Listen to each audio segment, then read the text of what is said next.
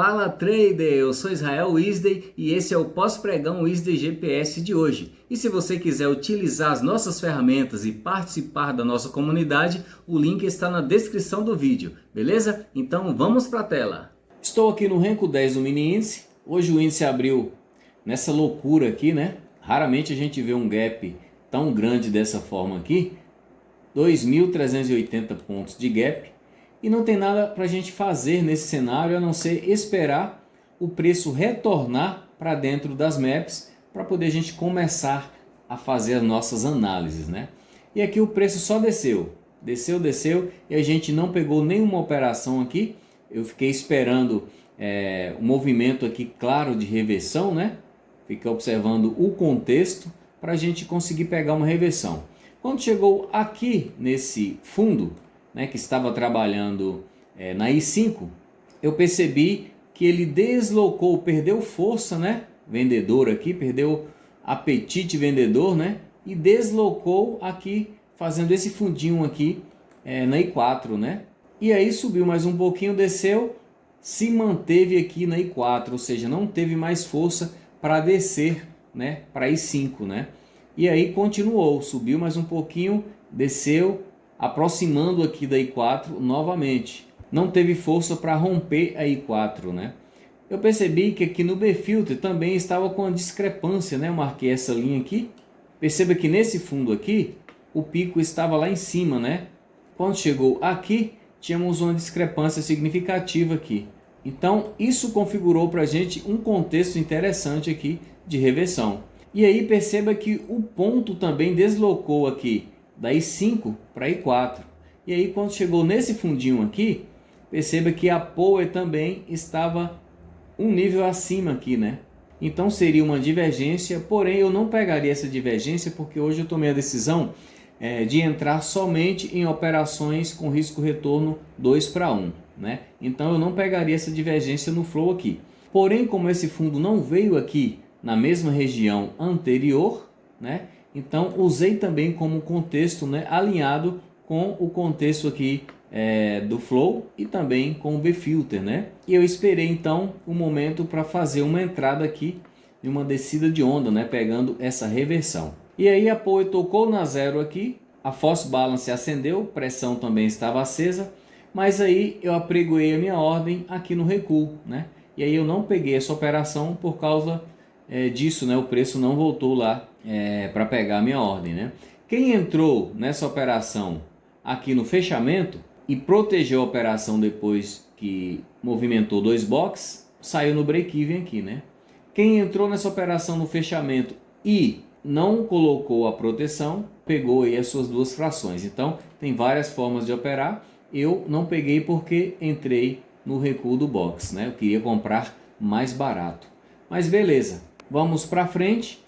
Quando chegou aqui, configurou essa divergência no flow. Nesse topo aqui, a Power estava na 12. Quando chegou aqui para pegar minha ordem, a Power estava na 8, né? Então, pegou a minha ordem aqui. Ainda passei um calorzinho aí de 80 pontos, mais ou menos. E aí o preço desceu e pagou as minhas duas frações. Quando chegou aqui, formou essa outra divergência. Essa pagou tranquilamente aí para quem pegou ela. Eu não peguei. Exatamente pelo motivo que eu acabei de falar, né? Eu queria pegar somente operações com risco retorno 2:1, então eu não quis pegar essa operação aqui, beleza? Eu queria pegar divergência somente a favor da tendência, ou então pegar outro operacional aí que pagasse 2:1, tá bom? Quando formou esse topo aqui, próximo do melhor ponto de venda, eu tentei pegar aqui uma defesa de ponto, né? Mas aí não retornou lá o melhor ponto para poder pegar minha ordem. Mas aí eu peguei e marquei essa submap aqui. E com esse contexto eu esperei então ele retornar aqui novamente. Não retornou de novo no melhor ponto, mas aí eu entrei aqui pegando como se fosse uma divergência, né? Na verdade foi uma divergência, só que eu não costumo pegar essas divergências onde o primeiro topo está na zero, né? Nesse caso aqui, né? Eu gosto sempre de priorizar divergências onde o primeiro topo está na 12 ou então na 8, né? Da mesma forma, divergência para compra, né? Eu sempre dou prioridade aqui para as divergências onde o primeiro fundo está na menos 12 ou na menos 8.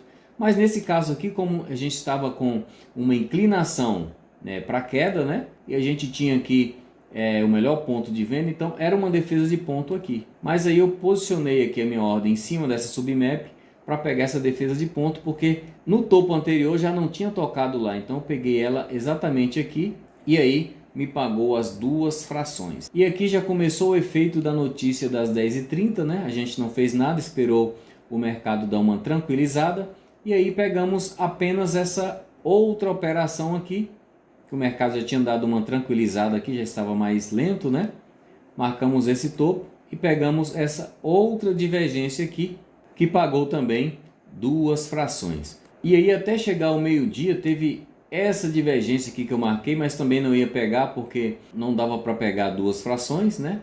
Teve essa outra aqui que eu marquei, mas também não peguei porque eu não senti confiança para pegar duas frações, que inclusive pagou aqui, né? Quem pegou, pagou, mas eu não considerei uma tendência aqui, achei que estava um pouco lateral, então não peguei, tá bom? Então fechei o índice aqui com 540 pontos no dia de hoje, beleza? Vamos ver então o mini dólar.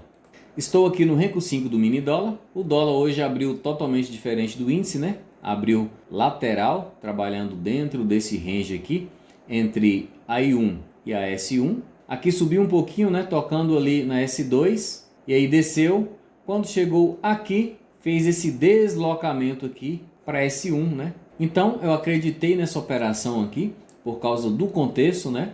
Tinha trabalhado o tempo todo dentro dessa região aqui, né?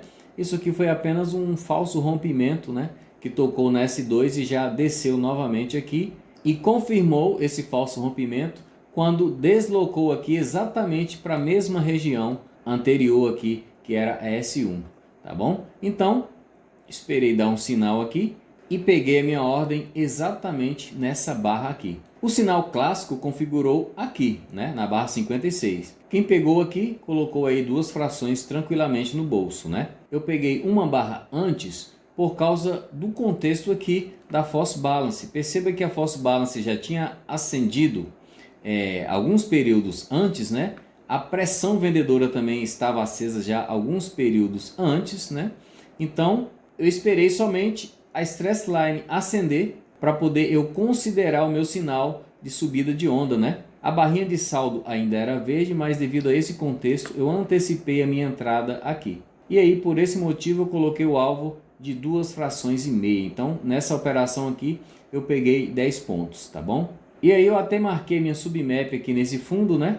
Mas aí, como eu falei, eu não queria pegar hoje operações com risco retorno 1 para 1, né? E essa divergência aqui, a gente só pega 1 para 1, porque é contra a tendência. E aqui também desconfigurou a divergência, né? Apesar de ter esse movimento todo para cima aqui, mas também já foi no horário da notícia, né? Não daria para operar isso aqui, tá? Então esperei o mercado tranquilizar um pouco, para ver se a gente pegava mais alguma operação. Quando chegou aqui, aconteceu esse deslocamento de MAP da I2 para I1, né? Acima da I1 na verdade, e na sequência configurou aqui o operacional subida de onda. Só que como eu tentei pegar no recuo aqui, não pegou a minha ordem, então fiquei na pedra, né? Quem pegou aqui no fechamento dessa barra, saiu no break-even, né? Fechou no 0 a 0 aqui, protegeu sua operação. Se a pessoa não protegeu a operação, então ela foi no alvo, né? Pagou aqui as 2 frações tranquilamente, porque esse recuo aqui tirou quem tinha protegido a operação, né? Quem não protege, simplesmente foi beneficiado aqui nessa operação. E aí, pegou as suas 2 frações, tá? Eu não peguei essa operação porque não retornou aqui onde eu tinha apregoado a minha ordem, então fiquei na pedra. Bom, aqui já deu meio-dia, né? Seria a minha última operação, né? Mas aí fiquei aqui então com 10 pontos, nenhum loss e lucro de 10 pontos no mini dólar. Então, quem operou com o ISD GPS hoje, dia 12 de fevereiro de 2025, teve essas oportunidades aí que eu mostrei no mini dólar e também as que eu mostrei no mini índice. Então esse foi o pós-pregão ISD GPS de hoje e agora eu quero saber a sua opinião. Digite nos comentários o que você achou dos sinais de hoje e deixe a sua nota de 0 a 10. E para você utilizar as nossas ferramentas e participar da nossa comunidade, o link está na descrição do vídeo. Afinal, Quem usa o ISDE GPS não tem estresse, tem resultado.